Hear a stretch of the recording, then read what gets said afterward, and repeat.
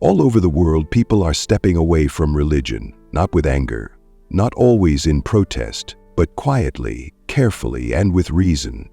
Many of them are thoughtful, educated, curious people who once believed, or at least tried to believe, and now they don't. It's happening across generations, across cultures, and across belief systems. And while the reasons are personal, they follow patterns that are hard to ignore. More and more people are beginning to ask, if something is true, why does it require belief? Why must it be protected from questions? Why must it be accepted without proof, defended by emotion, and reinforced by fear?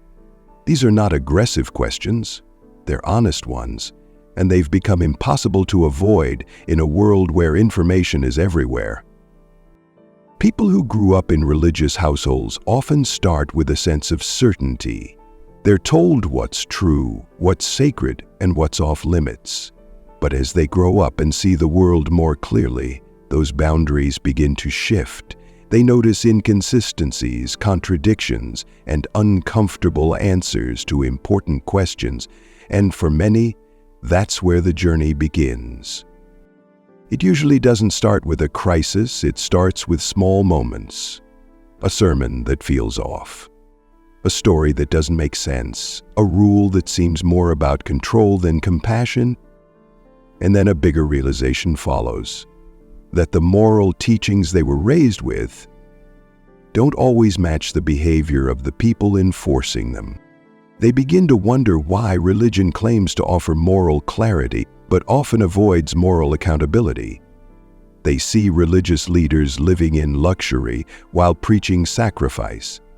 They see communities claiming love, but punishing doubt. And they start asking whether belief is really about truth or about power. One of the biggest shifts comes when people recognize how belief is tied to geography. Where you're born almost always determines what God you believe in. Someone raised in Saudi Arabia is most likely to believe in Allah. Someone born in Utah is more likely to be Mormon. Someone from India might follow Hindu traditions. But each person grows up being told their religion is the only true one. That realization breaks the illusion of universality. If the truth is supposed to be eternal and unchanging, why does it look so different across borders? Why does it change with language, culture, or clothing? Why is salvation so local? These are questions rational people can't ignore once they start looking. Science has played a big role too. Not because it's out to destroy belief, but because it offers a different kind of confidence. It shows how the universe works through observation and evidence, not revelation or tradition. It doesn't claim to know everything, but it's willing to change when it's wrong. That's something religion rarely does. People who value evidence eventually find it hard to accept claims that have none. Stories about talking snakes, virgin births, and global floods don't hold up when examined with the same tools we use to understand medicine, physics, or history. And once you begin to separate what's emotionally satisfying from what's factually supported, belief starts to feel like something borrowed, not something chosen. Rational people are leaving religion because they've stopped pretending. They no longer force themselves to believe things they know don't add up. They don't need to explain suffering by saying it's part of a divine plan. They don't need to defend stories that contradict science or common sense. They simply accept the truth, even when it's harder. And that includes hard truths, like the fact that this life might be the only one, that the universe doesn't owe us meaning, that morality isn't handed down from above, but built from empathy, cooperation, and a shared understanding of harm. These aren't depressing ideas, they are freeing. When people stop relying on religion for meaning, they often find more of it, not less. They build meaning through relationships, through creativity, through learning. They see the beauty of nature not as something created for them, but as something they're a part of. They take responsibility for their actions, not because of eternal judgment, but because they care about real consequences for real people in the real world. They also recognize that morality doesn't come from ancient texts. You don't need a commandment to know that killing is wrong or that kindness is good, and in many cases, religious texts fall short of modern morality. They allow slavery, they punish thought crimes. They treat women, non-believers, and outsiders as lesser. These are not things rational people want to defend. The emotional pull of religion is strong. It offers comfort, tradition, belonging. But for many, those comforts no longer outweigh the cost of staying silent or the discomfort of pretending to believe what they no longer do. And with every question they're told not to ask, the distance grows. There's also the issue of fear. Many religions rely on it: fear of hell, fear of judgment, fear of disconnection. But fear is not a good reason to believe something. It's a reason to examine it more closely. And once people realize they no longer believe, they also realize there's nothing to fear. This shift isn't always easy. Walking away from belief can mean losing community, facing judgment, or confronting doubt. But for many, it's worth it, because it means living honestly. It means not having to hide what they think or feel. It means making peace with uncertainty rather than clinging to stories that don't hold up. They're not leaving because they want to reject something. They're leaving because they're drawn to something better. A view of the world that doesn't need magic to be meaningful. A view that doesn't depend on being chosen or saved, but on being alive, here, now. Some people assume that leaving religion means losing values, but the opposite is often true. People become more reflective, more responsible, more thoughtful. They don't need commandments to treat others well. They don't need threats to be kind. They just care. That's it, and that's enough. In fact, studies have shown that secular societies often have lower crime rates, higher education levels, and better social outcomes than highly religious ones. Countries like Sweden, Japan, and the Netherlands score high in well-being despite having low religious belief. That's not a coincidence.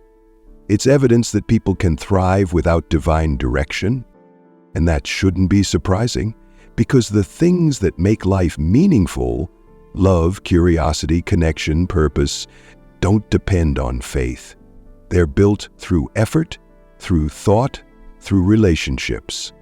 And they're more stable when they're not tied to belief in something that might not exist. Rational people are leaving religion because they've realized they don't need it, not to be good, not to be whole, not to make sense of the world. They've seen that life is enough, with all its mess, its mystery, and its moments. They've stopped asking what happens after death and started asking what they can do while they're alive.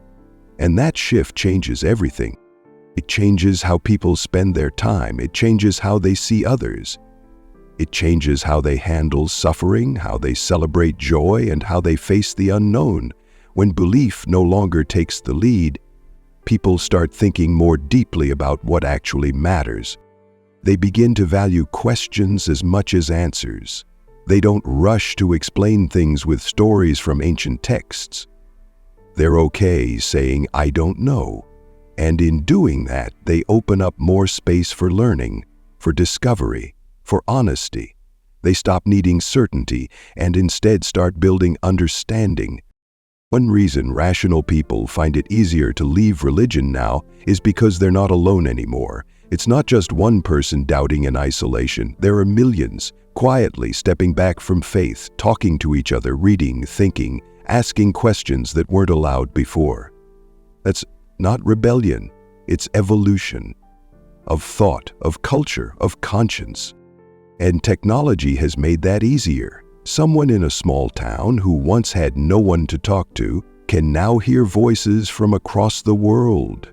They can listen to debates, watch lectures, read discussions. They can find out that their doubts are not strange, they're not broken, they're just thinking clearly.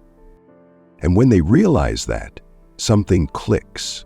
The fear starts to fade. The pressure to pretend falls away. And in that space, they can be who they are, without the need to fit into a belief system that no longer speaks to them. They also start to notice how religion often resists change. While the world adapts and grows, many religions hold on to rules that no longer make sense. Rules about gender roles, about sexuality, about what people can say, wear, or do. And those who leave often do so because they don't want to be told that who they are is wrong, especially when that judgment comes from books written in a time when the earth was thought to be flat. That disconnect is not small. It pushes people out, not because they hate religion, but because they can't force themselves to believe in something that treats others unfairly or that turns difference into sin. Rational people see that morality has to be based on harm, not tradition, on outcomes, not obedience.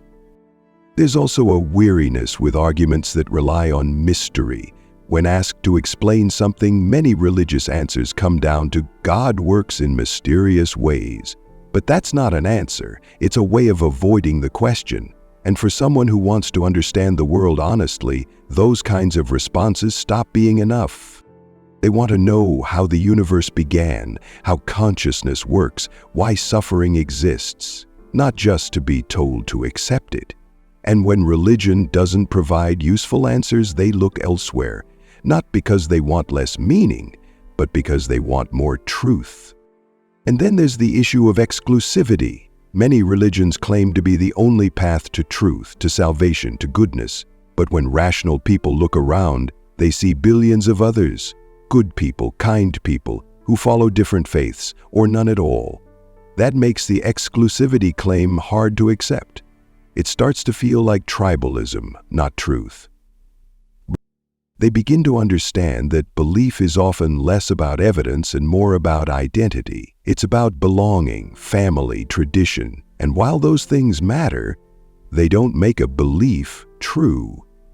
Rational people begin separating social comfort from intellectual honesty. They stop pretending just to fit in. That can be difficult.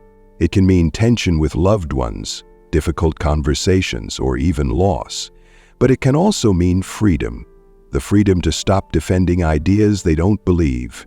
The freedom to grow, to learn, to live in alignment with what they know, not what they were told. They also start to see how religion shapes politics and laws, often in ways that don't make sense in a diverse society.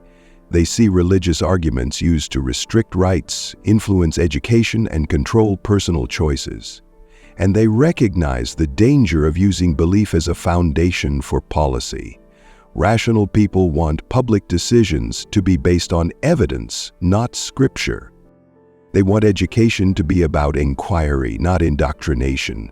They want laws to protect people, not beliefs. They want healthcare based on medicine, not miracles. And when religion stands in the way of progress, they choose progress. They also grow tired of being told that life without belief is empty, that meaning can only come from a God or a plan. But they know better. They've built lives full of meaning, through art, through science, through relationships, through asking better questions and listening for real answers.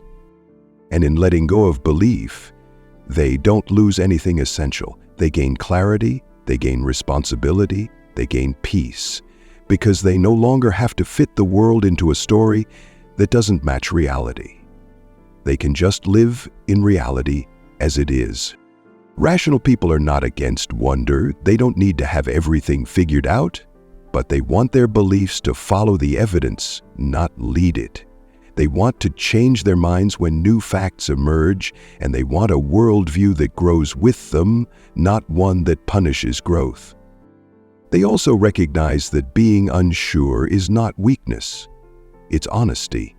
Saying, "I don't know," takes more strength than pretending to have the answers.